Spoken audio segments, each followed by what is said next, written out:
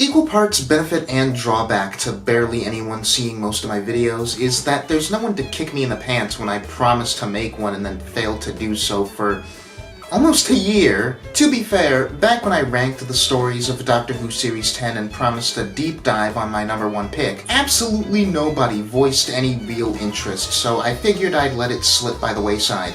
Watch that video because I think it's a good one, but it's not really a necessary prelude to this one, especially if you're already a fan of this show. To briefly set the scene, however, this episode takes place early in the season and follows the Doctor and Bill at the tail end of their latest adventure in time and space, as they mistakenly end up in the 1814 London Frost Fair. Bill is still very much new to the ropes of traveling with the Doctor, and finds herself having to acclimate fast as the mystery of a giant carnivorous creature underneath the frozen River Thames brings out some of the darker sides of the life that she's signed up for. I'm gonna start this off with what might seem like a relatively shallow praise, but the Frost Fair is just a really cool setting.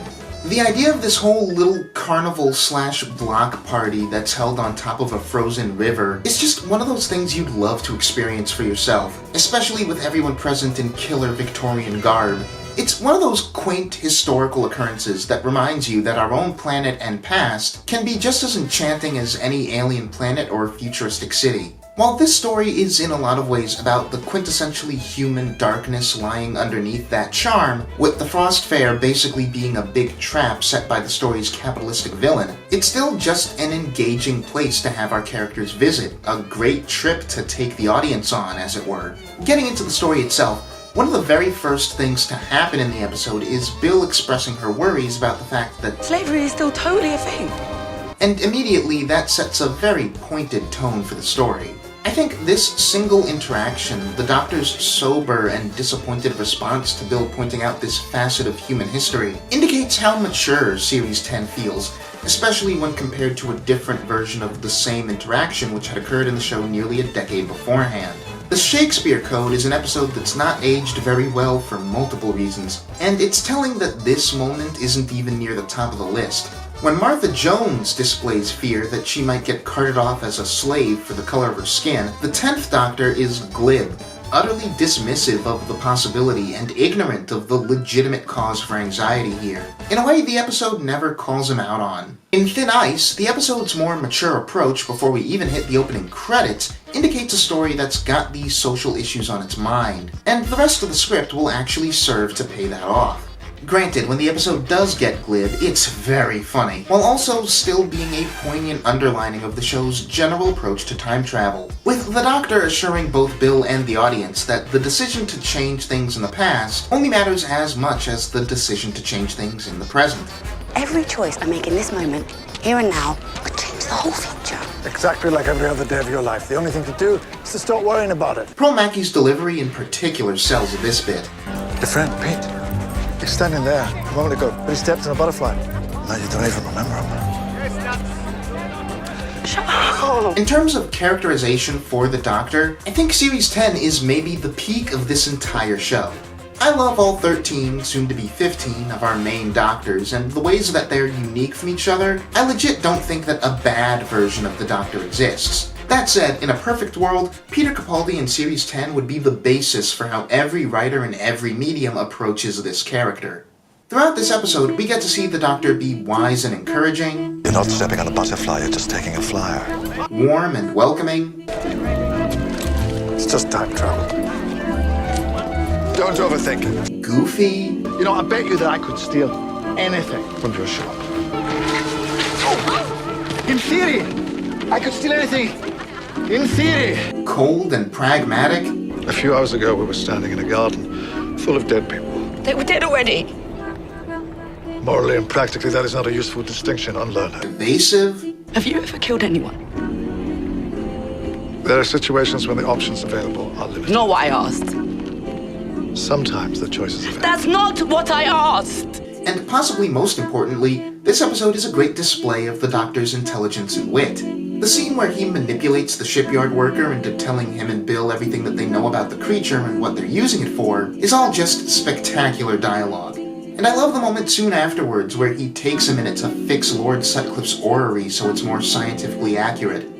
Underneath the keen mind, though, this episode is all about the Doctor's heart and soul, and how for all he'd like to claim that he's a purely rational creature, it's that soul that drives his actions just as much as his brain, if not more so. Do you want to help me? Do you want to stand here, stamping your foot? Because let me tell you something, I'm 2,000 years old, and I've never had the time for the luxury of outrage. This line is, to the audience who's familiar with the character, a clear and blatant lie. To Bill, though, it's over the course of this episode that she learns who the Doctor truly is, and how his deliberate, cold practicality simply obfuscates his true core values. In this approach, episode writer Sarah Dollard explores and displays the 12th Doctor's unique morality better than showrunner Stephen Moffat did after dedicating 2 full series to the attempt. Pearl Mackie is also spectacular in this episode, and gets to show all the emotional range Capaldi does and then some. I honestly can't believe that there was ever a time that I thought of Bill Potts as a boring or unremarkable companion, because she's incredibly funny and charming. And Mackie as a performer is utterly captivating. Moments like her arguing with the Doctor over the death of the young street urchin Spider are actually one of the great things about having a new companion every couple of years. Like the Doctor himself, the audience can get very easily desensitized to the death and darkness that recur in this show. And having someone who's new to all this take a step back and remind us how traumatizing and screwed up it is that we're about to move on from the loss of an innocent life is, I think, key to maintaining the sense of stakes from episode to episode. It's great to have this sense of empathy extend even to figures like Sutcliffe's goon, a death that you can argue was practically necessary and of someone who the episode had not betrayed with an ounce of sympathy up to that point. It's still acknowledged here as a loss and something that shakes Bill. In regards to Bill, Thin Ice is all about the practical purpose that a companion serves, both to the Doctor and metatextually. After only 2 adventures prior to this, Bill is unsure what function she actually fulfills as the Doctor's tag-along, to the point that she has no answer when asked what she does while the Doctor helps people. She's very passive through most of the narrative, until the climax, where the Doctor puts the onus on her to help not just the people of the fair, but also the creature under the Thames. This episode makes a point that for all his conviction and love of life, the Doctor is on multiple levels unmoored from the human species. And it's Bill lacking that distance which makes her the real compass for right and wrong. This moment is the Doctor thrusting the agency onto Bill, her hero moment and the solidification of the dynamic that they share. On the other end of the moral spectrum, Lord Sutcliffe is a sufficiently despicable capitalist cipher.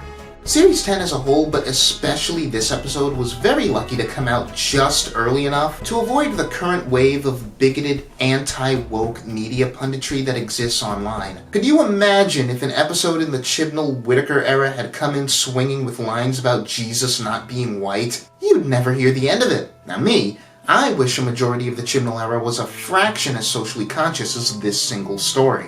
One in which the Doctor and Bill encounter a big fish monster and a group of homeless orphans, both manipulated and abused by the same upper-class industrialist, and save both not just by removing that malicious party, but by actively improving their material conditions. Human progress isn't measured by industry. It's measured by the value you place on a life. An unimportant life. A life without privilege. The boy who died on the river, that boy's value is your value. That's what defines an age. That's what defines a species. And this ties back to my earlier, broader point about the Frost Fair as a setting. Sutcliffe funded the Frost Fair. He made it all happen for the sake of feeding people to the beast and getting himself more magical mystery fuel. For as fun as the Frost Fair is as an idea, as an episode setting, this story is ultimately about how that fun factor, that novelty, is a tool of an oppressor. A mousetrap set by capitalism where the mice are any human beings that the rich and powerful deem disposable for the sake of more riches and power. A lot of my favorite Doctor Who episodes involve this kind of dichotomy, showing the audience a genuinely good time with a setting that at its core is the result of villainous motives, and which we're happy to see go by the end of the story, because none of that gloss is worth a price as steep as this creature's suffering. Something I really like about the creature in question is that it's utterly immaterial whether or not it's extraterrestrial or earthly in origin. For one, it sells the idea that what really matters about this creature is not its background, but simply that it is being exploited. For two, this kind of mystery is a nice reminder that for as much as it's often used as a mundane backdrop, Earth in the Doctor Who universe can often be just as kooky and filled with danger as anything beyond the stars. I like the beat at the end of the episode where Bill and the Doctor look up the results of their meddling on behalf of the homeless orphans, having forged Sutcliffe's will to name them as proprietors of his estate and fortune. It's rare that a Doctor Who episode doesn't end the instant our main characters leave the main setting, and to have this moment where they actually stop and reflect on their win from the vantage point of the future is just a wonderful bit of catharsis. And you know, cathartic really sums up this whole episode. It encapsulates Series 10 in that it feels like the basic premise of this show fully realized. Great self-contained story, great setting, great acting, great characterization, great themes, great jokes, great drama, great science fiction. It's a perfect episode of this show, and like I mentioned in the ranking video, this plus the two preceding adventures makes an ideal 1-2-3 punch that I'd use to sell anyone on the appeal of this program. But what do you think of this episode? What do you think of this video? Are there any other Doctor Who episodes that you'd like to see me tackle in a similar fashion? Comment below, let me know, and I'll see you in the future.